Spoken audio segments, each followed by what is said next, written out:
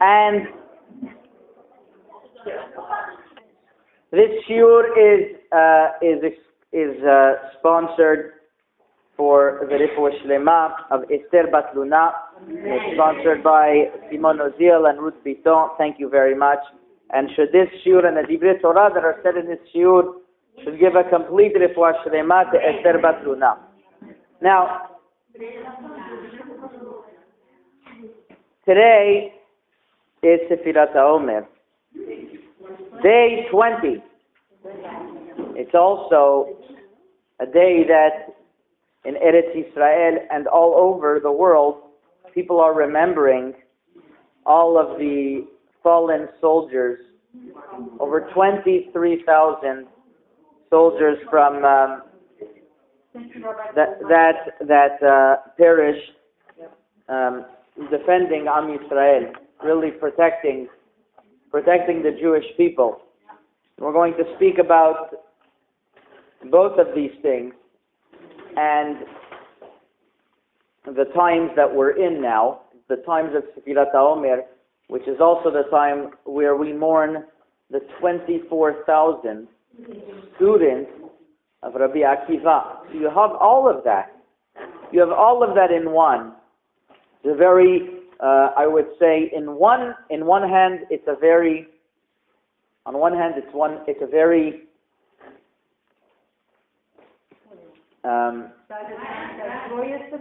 it's a very difficult time. I didn't want to say the word sad. It's a very difficult time for us.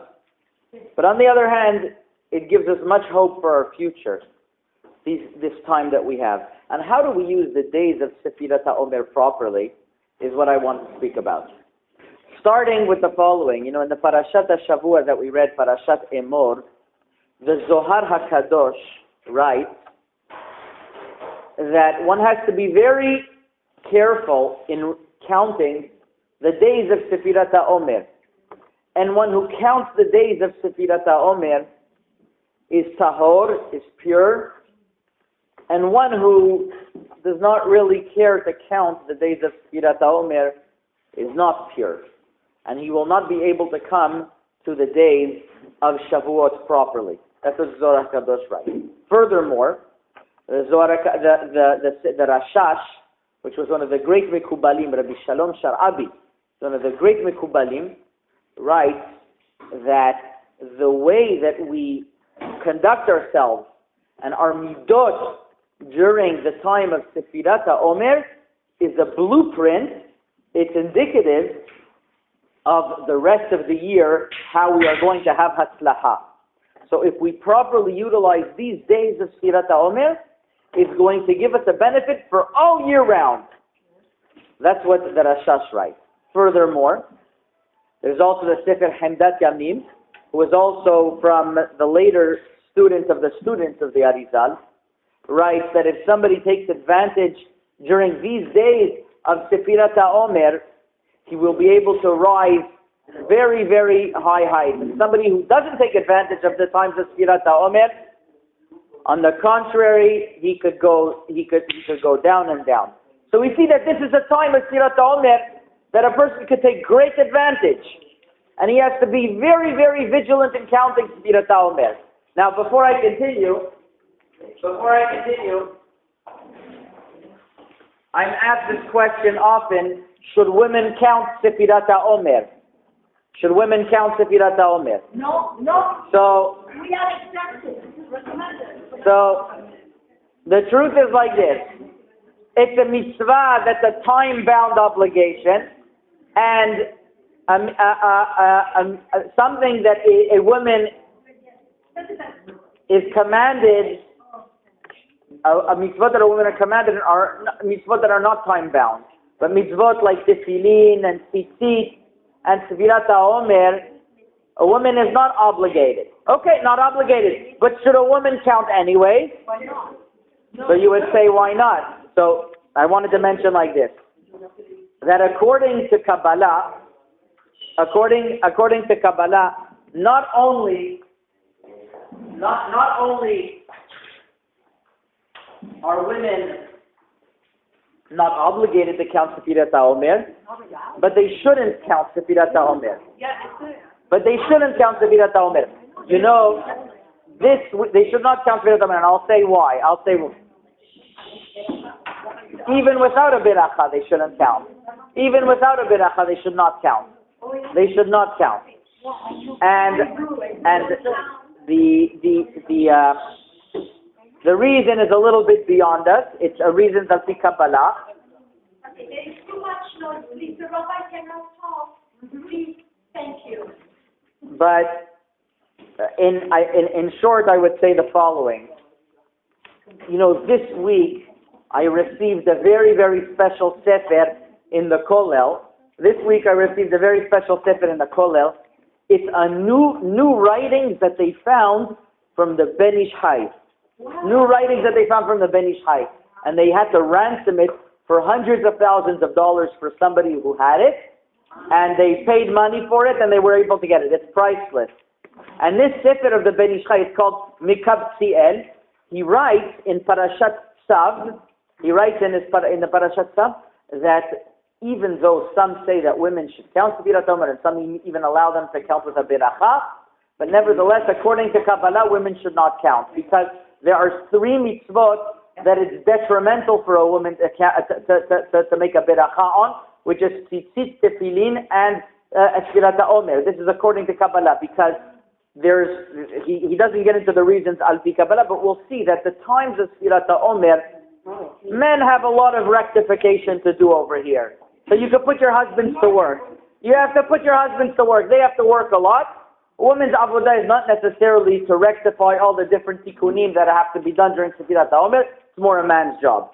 So women are exempt, but that doesn't mean that the period is not an auspicious time to grow and to grow further. So even though a woman doesn't have to count Sefirat Haomer, but everyone has to be aware the power that there are in these days of Sefirat Haomer, and this is what I wanted to discuss.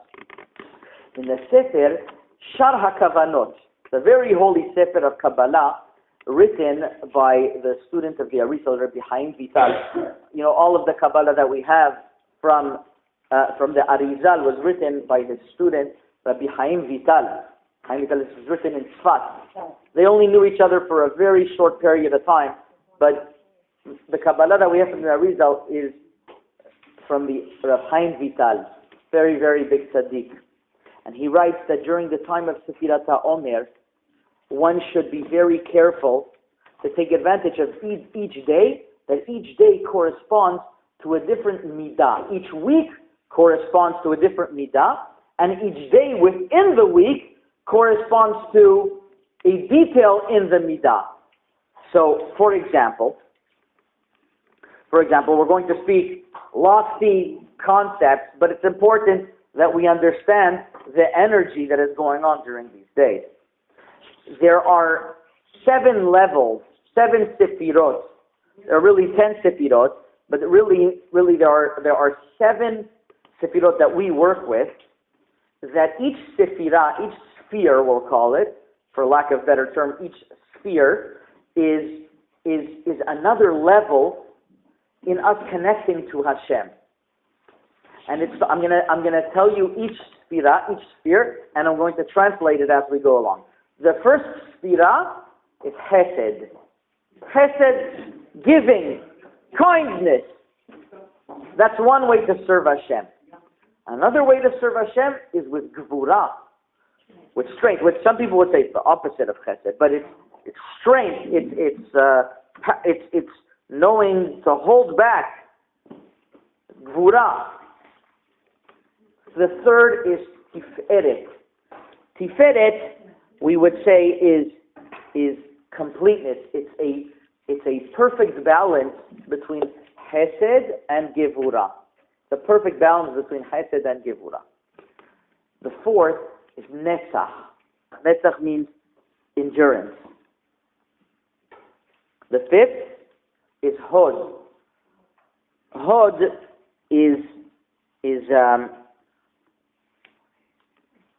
the light, the radiance that could also translate as splendor. Some of these words might have a dual or even a triple meaning to it. Well, as we go along, but it's a certain radiance, splendor, light that is given off. The sixth is Yesod. Yesod is the foundation. It's anything that has to do with purity of foundation. And the seventh is Malchut, kingdom, that encompasses everything. Many of you might know that these 7 Sefirot correspond to 7 of the pillars of the Jewish people. Avraham is Chesed. Yitzchak is Gevurah. Yaakov is Tiferet, the mixture. Netzach is Moshe Rabbeinu. Hod is Aharon HaKohen, the light of the Kohen Gadol. The Yesod is Yosef HaTzadik. He was pure in knowing to guard his Kedusha V'Tahara, that he didn't fall prey to Eshet Potifar. David HaMelech is known as he had everything, encompassing everything, Malchut. So every single week, says Rav Chaim Vital, corresponds to another midah that we have to work on. So the first week is Chesed. The second week is Gevurah. The third week, which we are in, and tonight we're going to conclude the third week, is Tiferet, which is Yaakov Avinu, the blend, the perfect blend between Chesed and Gevurah. Now, not only that, we're going to take this a step further. Each day is a midah within a midah. So let's say on the first day, Chesed of Chesed. On the second day, it's Gevurah of Chesed. On the third day, it's Tiferet of Chesed. So we're right now in Tiferet. We are the 6th day of the third week. So today is the day of Yesod of Tiferet. Yesod of Tiferet. So, which would mean that each one has its blend, its mix, and one always has to find a lesson for himself. It used to be when I had more time on my hands, I would send a reminder to everyone for Sefirat Haomer and what that day is and what that particular avodah is. So I'll read to you, for example, which is day 20, is for compassion to be full. So the way we understand a Yesod of Tiferet is that in order for Tiferet, which is a mixture of Chesed and Gvura, which is compassion at the same time of knowing how much to give. So for compassion to be fully realized, it has to be Yesod, and Yesod has to do with strength of keeping the root, and it has to do with bonding, which is another discussion how, and it requires creating a channel between the giver and receiver. And the exercise for the day is ensure that something eternal is built as a result of your compassion. In other words, Yesod stays for eternity because it has roots. So so today, let's say when you want to look at compassion, which is Tiferet, so you're only going to be able to have proper compassion if it's in the roots of eternity. So I mean, this is just one example of every single day. We have a Gvura of Chesed, for example. The second day, one would have to concentrate that we have to constantly give. Sometimes we have to be strong in our giving. Sometimes it's not a favor to give to a drug addict more drugs. Correct? Sometimes it's not a favor to give somebody when you're not supposed to. Sometimes you're supposed to give in abundance, which is Chesed of Chesed. So sometimes what's Chesed in Gvura? To be strong, you also have to have the no kindness in being strong. Sometimes it's a favor in being strong. Sometimes when somebody has to educate his child, you have to know it's for his good. Then you have to do it with a loving hand, with your left hand and not your right hand. So each day of the Omer has its special light, has its special radiance, has its special message. Lag BaOmer is the most special of the days. Why? Because Lag BaOmer is when we got the Zohar HaKadosh. And what is the day of Lag BaOmer in all of these countings? Hod Shebehod. It's called the light in the light. Isn't that amazing? Isn't that amazing? It's in the week of Hod, in the day of Hod. So it's called Hod Shebehod. The light of Rabbi Shimon Bar Yochai is the strongest. It's the light within the light. That's why Lag BaOmer is such a special day. But that maybe we'll discuss in another shiur. But this is what we have so far, that every single day has its special radiance and its power. Now, during this time, 24,000 students of Rabbi Akiva perished. Until today we remember it. Now, it's very interesting because they perished from the first day of Sefirat Haomer till Shavuot. That's what it says in the Gemara. Mifros Pesach ad Atzeret.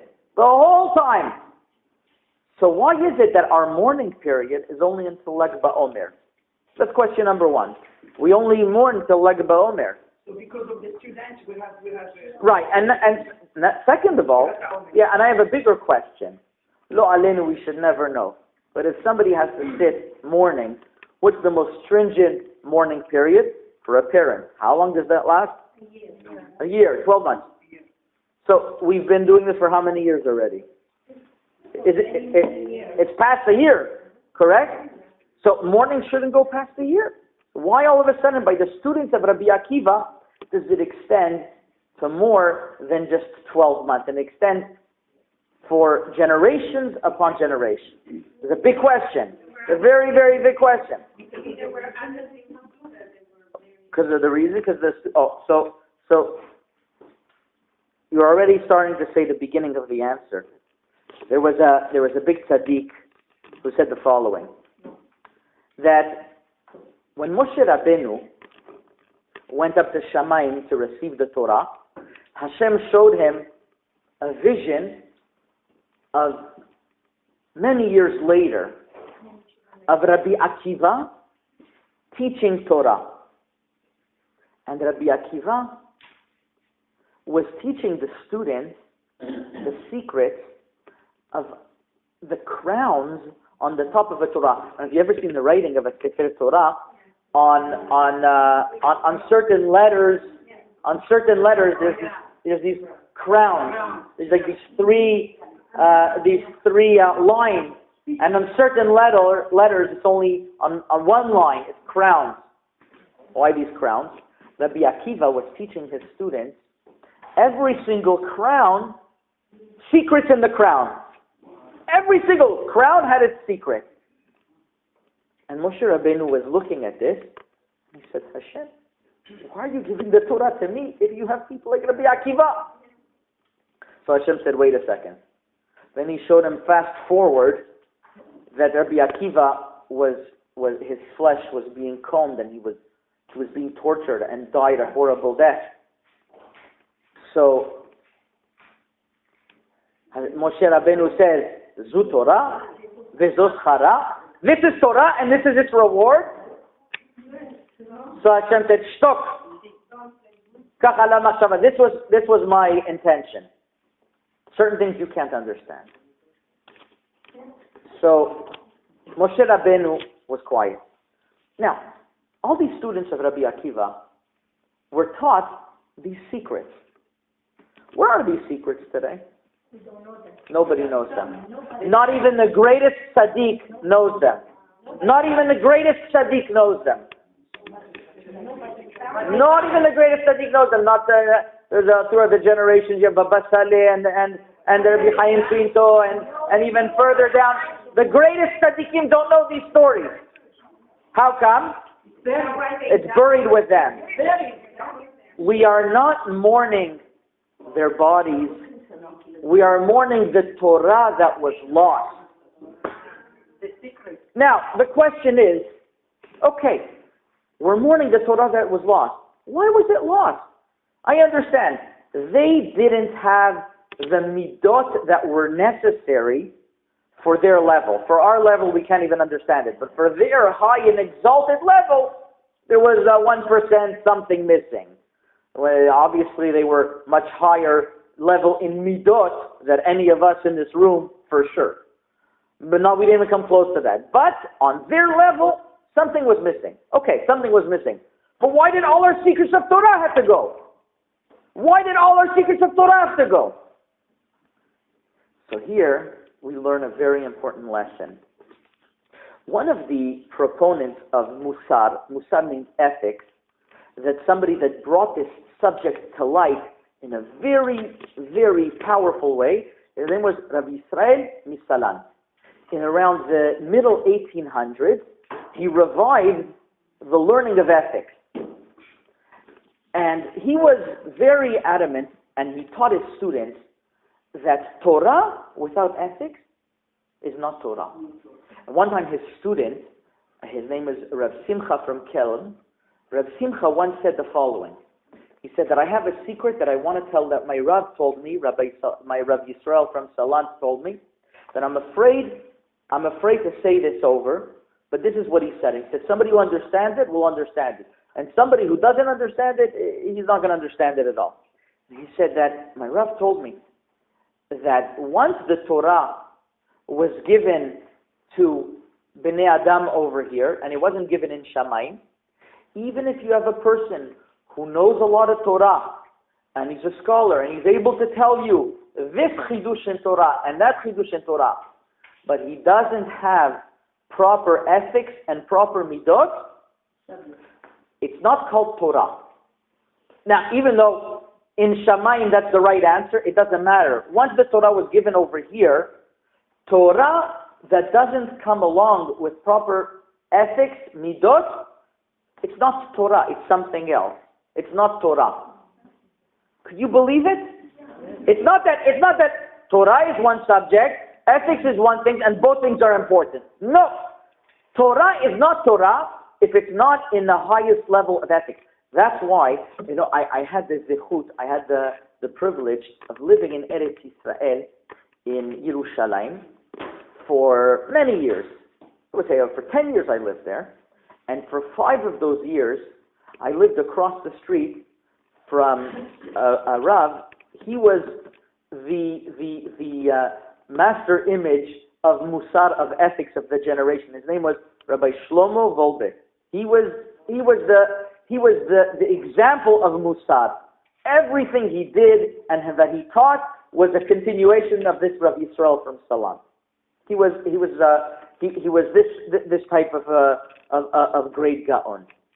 And I would remember, I would see just the way that he would talk to people, and how his politeness and his greatness and his midot, the way that he would interact with his wife, the way that he would interact with other people. One story I'm embarrassed to say, but I'll say it anyway, was that I had a little bit, or a lot of chutzpah, whatever you want to call it, that one Motzei Shabbat, I went, or I think it was during the week actually, I went to his house, and I knocked on the door, and I said, I want to speak to the Rav, I want to ask him a question. So, he was sought out all over the world, he was sought out. So I said, I want to ask him I want to ask you a question. I want to ask the Rav a question. So his wife said, you know what? There's a lot of people. I said, listen, I live across the street. I'll run over. Just here's my number. Tell me when he finishes. So that was chutzpah already. Asking his wife. Absolutely. Okay, so I told you, I'm guilty. When I told this to my Rav afterwards, he screamed at me. So, and rightfully so. So I'm sitting at home. I remember this. I was sitting on my bed or something. And the phone call rings, and my wife picks up the phone. She says, somebody called Shlomo on the phone. Presses the phone. It was this Rav Olber himself. He's calling. I said, hello, you left the number. What can I do for you? He's one of the giants of the world that I had to bother him.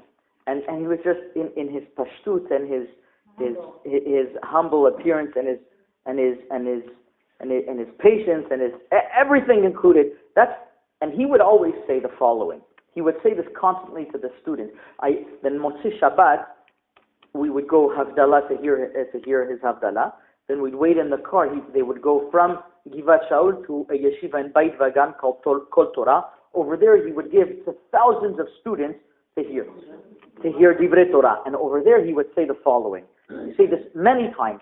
He said, the biggest proof that our Torah is real Torah and it's Torah min hashamayim, the biggest proof is the fact that all of our giants and leaders, as great as they are in Torah, they're also great in their midot, in their ethics. There is no such thing as a tzaddik in the Jewish people that is not complete in both. And if he's not a tzaddik. There's no such thing as a tzaddik who's not complete in both. And if you're going to go it doesn't work that way in the political world. Whoever knows how to market himself the best And whoever, well, in our city, I'm not even going to speak about. I'm going to pass that subject. I'm going to pass that subject. I'm saying even in other cities, the leaders of the city, and that's why I want to say that people come there. They say, "Well, who do you vote for?" I don't care who saves money, who doesn't save money. What message are we giving to our children? What example are we giving to our children that this is somebody that whoever, if it's a person in the public image, it has to be. Whatever generation, what are we getting to already? Yeah, okay, very good.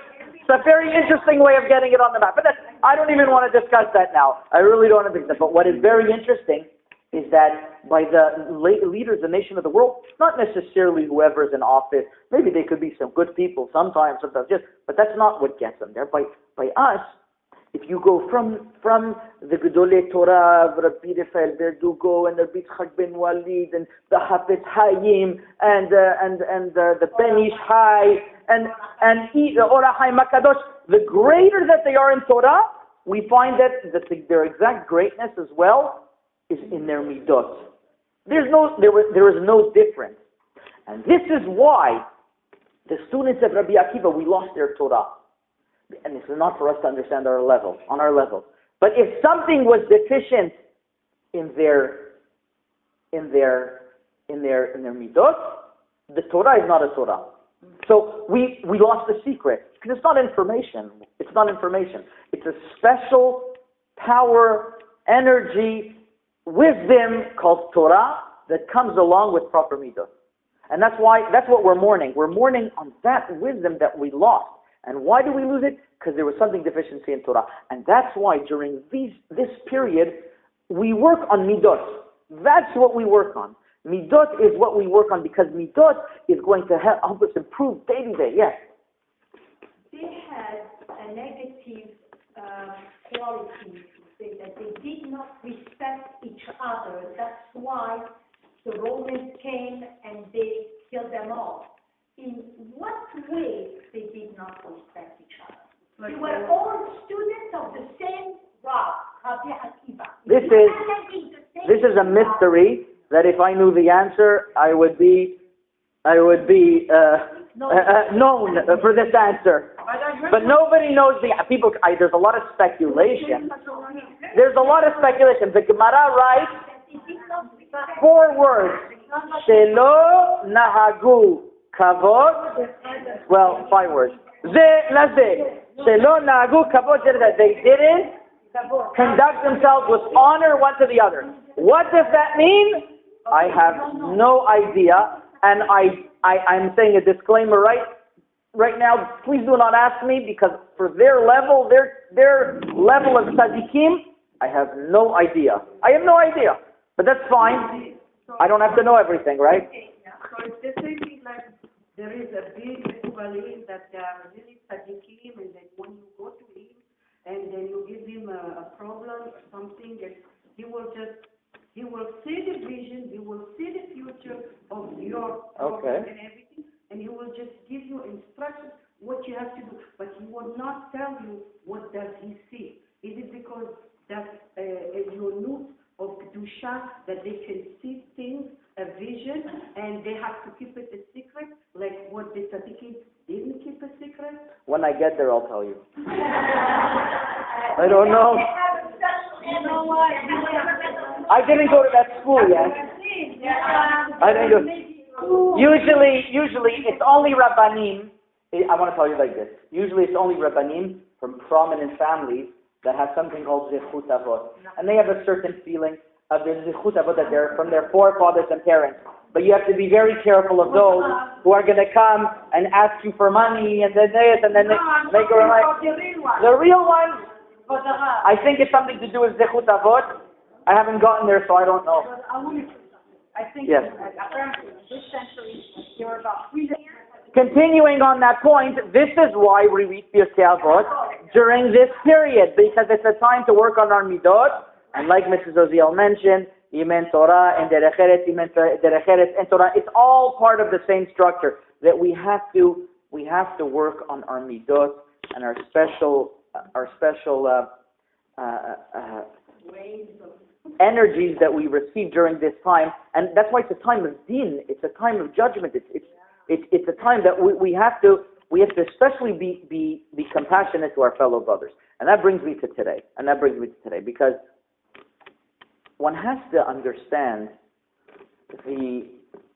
anybody who didn't live in Israel, is very hard to understand.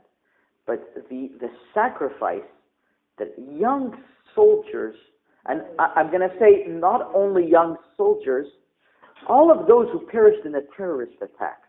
Yes. As I mentioned to you, I had my cousin, where was it, last year, then in the Bulgaria attack, in the family Harush. The cousin, my first cousin, his son, I never met him, but he was one of those victims. And it's not only that, all of us know somebody directly or indirectly that perished defending Am Yisrael. And I want to read to you a story. About somebody called Rav Gustman. Rav Gustman was a Dayan in the city of Vilna, I think at his early 20s, somebody maybe even 19. A ridiculous age. He was a giant in Torah. He got married, and his family perished in the Holocaust, and he managed to escape. And he escaped to Rechavia, to the city of Yerushalayim, and he had a yeshiva in Rechavia called Netzach Yisrael. Netzach Yisrael. He was a very, very special person. And I want to read to you a story. Rav Gustman's yeshiva in Rechavia was somewhat off the beaten track, and he learned with a small group of dedicated students. On Thursdays, becoming prominent Rabbanim, Dayanim, biggest rabbis of Israel, and even a member of the Israeli Supreme Court, and professor and academic, they would all come to hear his shiur. Now, one of the regular participants in this shiur, I know his son-in-law well, but his name is Professor Yisrael Aumann, better known as Professor Aumann that would receive the Nobel Prize of Economics in the year 2005. His son-in-law was our dentist. And this Professor Aumann had a son.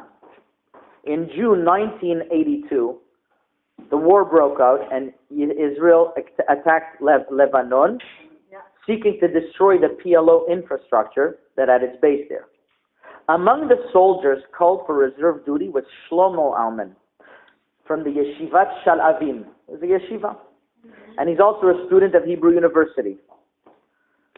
Shlomo was killed in the battle on the 19th of Sivan, 5742, leaving a wife and 2 children, one born after his death.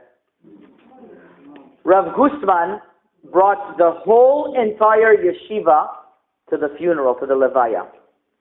At the cemetery, he was clearly agitated, surveying the rows of kfarim of the soldiers that died in defense of the land.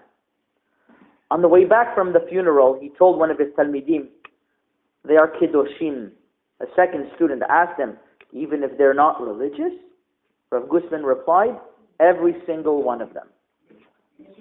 Turning to the driver, Rav Gustman asked to be taken to Professor Aumann's home. This is right after the Levaya. He sat down next to Professor Aumann and said, "Rabbi,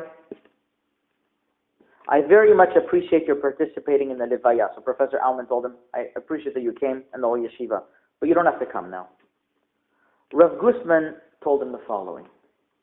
"I'm sure you do not know this, but I had a son named Meir who was killed during the war in the Holocaust. He was a beautiful child, and he was taken from my arms and executed. I managed to escape and took his shoes and bartered them for food for the rest of my family. My Meir is a Kadosh. He and all other 6 million who perished al Kidush Hashem are Kedoshim. Let me tell you what is going on in Shamayim and heaven at this moment." Rav Gustman continued. "My Meir is welcoming your Shlomo to the Minyan in Gan Eden and saying to him, 'I died because I am Jewish, but I wasn't able to save anyone else. But you, Shlomo, you died defending our people and our land. You, Shlomo, will be our Shaliach Tzibur. You will be our Hazan.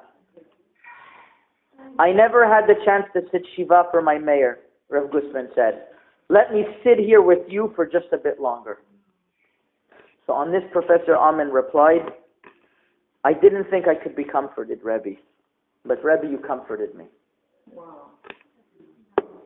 That is the outlook that we have to have of understanding that the soldiers, each and every one of them, and those that died in the terrorist attack, they also had a portion of dying because they were Jewish. Al Kidush Hashem. This cousin of mine, he didn't die in Eretz Yisrael. He died in Bulgaria, but he died because he was Jewish. And he was targeted. And he died also Al Kidush Hashem. So we have to remember on this day and every day to remember the sacrifice that is due for us and appreciate it and understand that it didn't come just like that. And let us remember that. Yeh Zechram Baruch. Chazaku Baruch.